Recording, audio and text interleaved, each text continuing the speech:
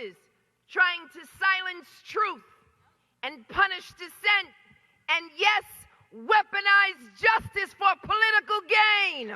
We are witnessing the fraying of our democracy, the erosion of our system of government, and I will not bow, I will not break, I will not bend, I will not capitulate, I will not give in, I will not give up. A few moments later. This is not a one-off mistake. Yeah. This is one right after the other, right after the other. So you're saying she knew what she was doing and was doing it on repeat. That's yes. Yeah. Yes, unfortunately, yes. So we got to talk about Letitia James, who, in her rush to gain political standing and perhaps favor within her party, may have opened up Pandora's box. And now the left and the biased media, especially over at MSNBC, they're facing a harsh reality they did not see coming. They can't believe that they're no longer being allowed to weaponize the system to go after Trump. And for Letitia James, she now has to face accountability for her actions. Joining us now, forensic accountant Sam Antar, the man who uncovered this all at the very beginning. You broke this open. It has gone all the way to the top, to the DOJ. Letitia James has now been indicted again, Sam. As I said, I'm not celebrating this. Like, oh, yeah, great, they got her. That's not what this is about. This is about someone doing something allegedly wrong and getting caught, so walk us through it. I'll walk you through it. First of all, she owns 3 properties, one on Peroni Avenue in Virginia, one on Sterling Drive in Virginia, and one in Brooklyn. This indictment covers the property on Peroni Avenue. The way, first of all, I'm not part of this tit for tat with Trump or anything like that. Nope. I was at the time I was retired, taking my time, looking through financial puzzles, and I was looking at the financial reporting of Letitia James to New York State, her personal financial disclosures. What I found was she bought that property on Peroni Avenue, the one she was indicted for, in 2020. In 2021, she showed no mortgage. 2022, she showed no mortgage. In 2023, all of a sudden, 2 mortgages pop up that exceed the value of the property by about 200%. That led to a red flag, so I went back, as any forensic accountant does, and I ordered the title report, and all of a sudden, I find that she bought the property with a mortgage that was never disclosed, and the 2 mortgages that were disclosed to New York State were not in the property records, unrecorded mortgages. Now, this property here, she got caught because the mortgage clause said that she was going to buy it as a second home.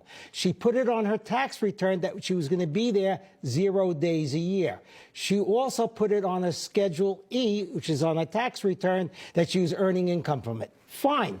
Okay, but the problem is she never told the bank it was going to be an investment property, and she reaped benefits from it. Couldn't be a rental based on the mortgage rate that they gave her, right. Correct? Now, the other interesting thing, which I said on the air earlier, is she showed income on her financial disclosures in 2020 when she bought the property. She didn't show the property mortgage.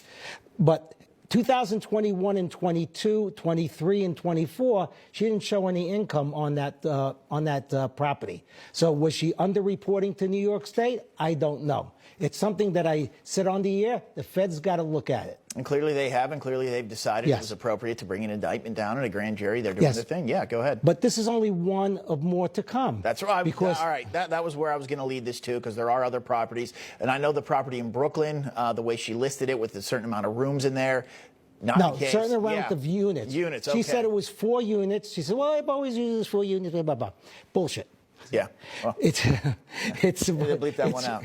It's supposed to be, it's 5 units according to the certificate of occupancy. No owner of a property can determine their own occupancy. They have to get permission from the Department of Buildings to change the certificate of occupancy. Certificate of occupancy said 5. She should have applied as commercial loans at higher rates. She should have applied for commercial insurance at higher costs, but she didn't. She treated it as a 4-unit or less property. Do you think, well, let's focus in on the property in Virginia where the indictment has come down. Would you consider that to be pretty much a slam dunk? I've heard other people talking about it, that, the way it's laid out, I mean, she did this, and that's that. It's as plain as day. But this isn't a complicated case, I guess. No, it isn't a complicated case, but everybody's looking at that one property. There's 2 other properties that she committed mortgage fraud on, and every single mortgage document that she signed going back 42 years with her signature on it, had falsified information. It was false. So you're saying all 3 properties, all mortgage fraud across the board? Yes, this Clean is like, sweep for this is not a Letitia one-off. James. I'm sorry, this is not a one-off mistake. Yeah. This is one right after the other, right after the other. So you're saying she knew what she was doing and was doing it on repeat? That's Yes. Yeah.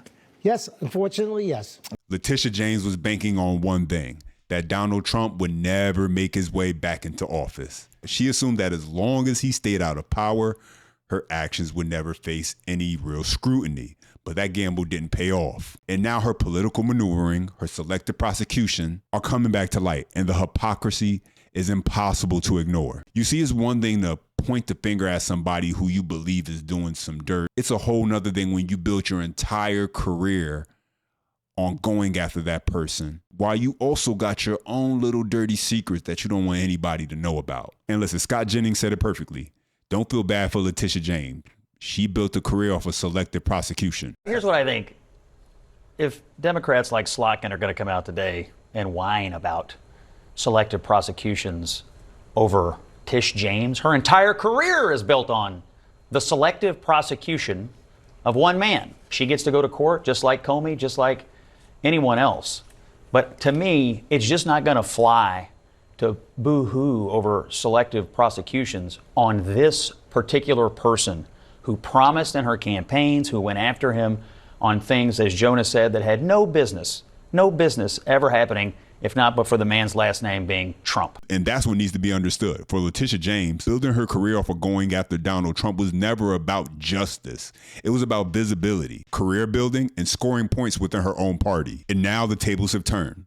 And the same system that she tried to weaponize, the same system that she was successful at weaponizing is now demanding accountability from her. And it's ironic. Now the mainstream media, the same people who cheered on every legal attack against Trump, are suddenly crying foul because the tables have turned. Now that the DOJ is using the same playbook they once defended, they're questioning the entire process. They're scrambling to justify Letitia James' actions, coming up with every excuse they could find to make it sound like she's the victim of political targeting. But the truth is simple. The indictment is legit, and she'll have her day in court to prove herself otherwise. Now, personally, I think she'll be found guilty because the evidence and hypocrisy both speak for themselves. Even Michael Cohen, who's no fan of Trump, sees what's happening here. And so he's acknowledging a reality that this MSNBC panel is doing their best, and I do mean their best, to ignore, dodge, deflect, and come up with whatever excuse they can think of in order to justify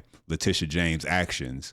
And he's delivering a harsh dose of reality. On deck in Trump's retribution tour is his former national security advisor, John Bolton. MSNBC is reporting that a complaint or indictment against him could come as early as this week, according to 2 people familiar with the case. Bolton is just the very latest target for Trump. That list now includes New York Attorney General Letitia James, who was indicted Thursday by a federal grand jury in Virginia. She's being charged with 1 count of bank fraud and 1 count of making false statements to a financial institution. Her indictment came 1 day after former FBI Director James Comey's arraignment, where he pled not guilty. Joining us now is Michael Cohen, host of the Mea Culpa podcast and author of the top-rated Substack, The Real Michael Cohen. Most people don't know this, but we have it in our contract with you. Every time you get it right, we invite you back on the show, and that's why we're here. I think I may blow it today, so that way I can have my Sunday actually, to I'm going to myself. start this segment by not asking you to predict who is next, but ask you to tell us, how do we break this cycle of retribution that we now find ourselves in, where the president is going after people that you've identified, people who we all know, and it's now just seems like a firing line of his enemies, and he's going down the list one by one. What do you think it takes in this moment to stop what is happening? The narrative they're trying to frame couldn't be more obvious. Just listen to the choice of words they use.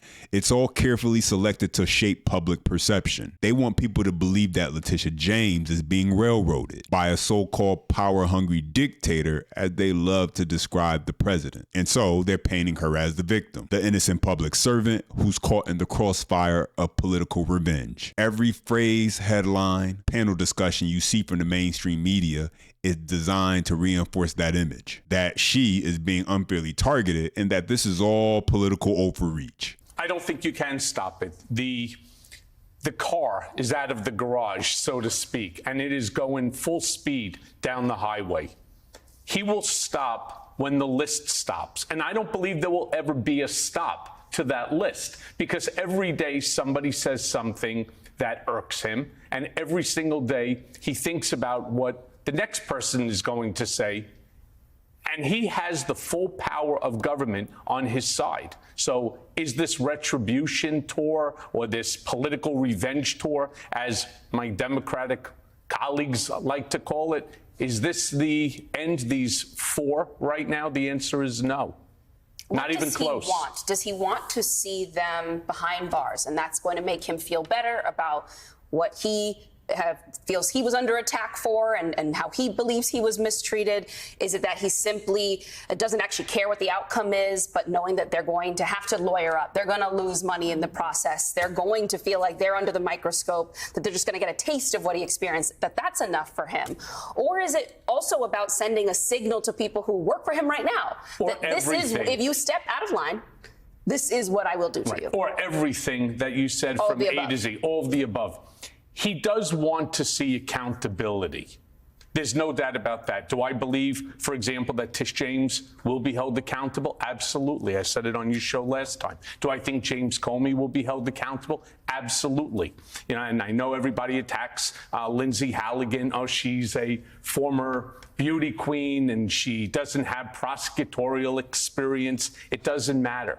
She has the power of government. You see, remember something. But she doesn't even seem to have the backing of career prosecutors who are still working alongside her. Is it not a little concerning to you that they don't want to appear with her, put their names next to this stuff? Not in the slightest. The documents will speak for themselves, and I'm certain that they have the documents that they need. I said it on a different show, on a different program, that I believe a first-year law student can actually take these cases to full trial and be successful.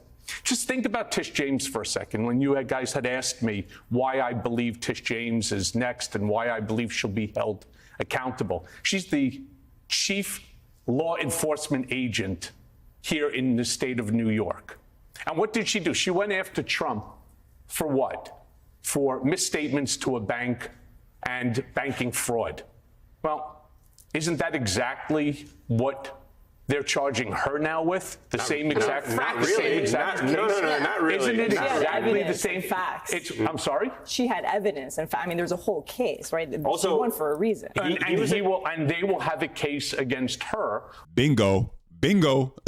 There was a case and evidence that came out, and that seems to be the direction that things are headed here. It's just quite hypocritical that Letitia James spent all these years going after Trump, pretending to stand on some moral high ground when the entire time she has skeletons in her own closet. I mean, remember, she built her platform on the idea that she was exposing corruption and holding those guilty of it, her main target, Trump, holding him accountable. But now that same spotlight, it seems that it's shining back on her. Once Lindsay Halligan brings it to a trial. That's the point I'm trying to make. Again, Republicans are screaming, yay, go Trump accountability. Democrats, of course, we're all screaming, oh, this is political retribution. This is a political revenge tour. I understand that. But this is exactly, she opened up a Pandora's box, if you think about it, about bringing cases against people for business fraud and for banking fraud. $500 million of overinflated. It's not about the amount. Remember, well, of course it is. The severity of the crime is different. But that's the law. That's the sentence that would be the subject. The crime is the crime. So, for example, if you go in and you rob the bank and you walk out with $10,000 or you walk out with $1 million, it's still a crime. No, right? but the details is the intent of Donald Trump to defraud banks in order by inflating his properties to get loans and all that stuff in the tune of hundreds of billions of dollars is a scheme. She may have misidentified a checkbox on an application when she was applying for her second mortgage that was supposed to be a rental property versus a primary residence. Not exactly the same thing. Listen to the amount of excuses they're trying to build in. Well, it's a difference. It's billions of dollars versus, she just checked the wrong box. It was all a big misunderstanding here. Just lines got crossed of communication, as if there couldn't have been a plot. There's no way Letitia James this entire time was looking to do underhand activities when it came to being able to receive more favorable terms with her mortgage. No way she wouldn't do that on purpose. It was all one big misunderstanding of some paperwork, just based on how they're already trying to spin this. You can predict exactly what's coming next. If Letitia James is found guilty, we already know the playbook. The excuses will roll out one by one. They'll claim it's political. They'll say it's unfair. They'll cry foul and shift the blame. The goalposts will move in every possible direction. And instead of holding her accountable, they'll just twist the narrative to make it look like she's the victim. It is because ultimately what they will have to show is that she knew that this was a rental property. Again, the devil will be in the details, and I believe that they have the information on the details. I have to ask you a question that our viewers have asked us in the past when you've come on the show, and they've been waiting to see how your predictions turn out. Why should they trust you when you had a long-time friendship? And sometimes it sounds like you're on Trump's side in all of this. So I get that a lot, where people say, oh, are you bending the knee? Are you on his payroll? The answer is no. But a fact is a fact. And I want people to understand that if you want to hear what it is that comports with your opinion, I'm definitely not the guy to go to.